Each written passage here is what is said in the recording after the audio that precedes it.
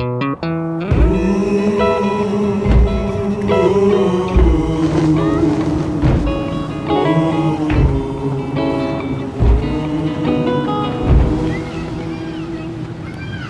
þurfum við að vera hérna lengi? Spurning sem íbúar búðanna spyrja sig á hverjum degi. Lífsskilyrðin hér eru erfið.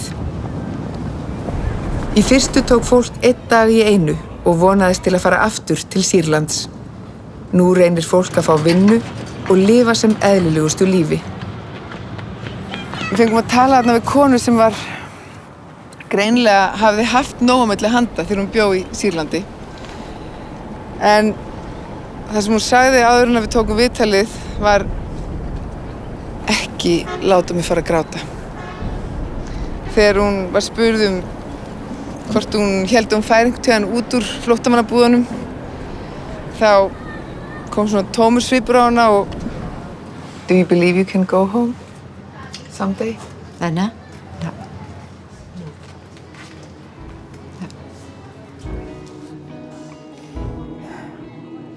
Hún hafði enga von það og þá bara fór maður sjálfur að gráta, en ekki hún. Það harka. أنا عندي 3 بنات. في عندي رزان تعرضت لإصابة حرب، إجتها شظية براسها. عملتها إعاقة. هلا ولا مدرسة عم تقبلها.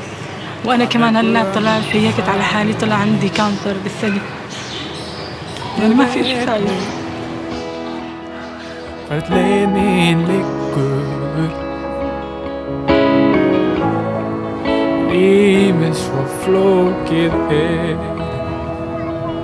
Oft ég Að vera ekki gleymt, þessi tilfinning að einhver muni að þarna eru flóttamenn sem voru einu sinni eitthvað í þeirra landi, það skiptir miklu máli.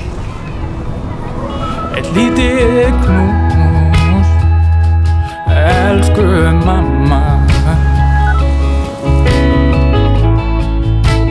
Áður en ég fer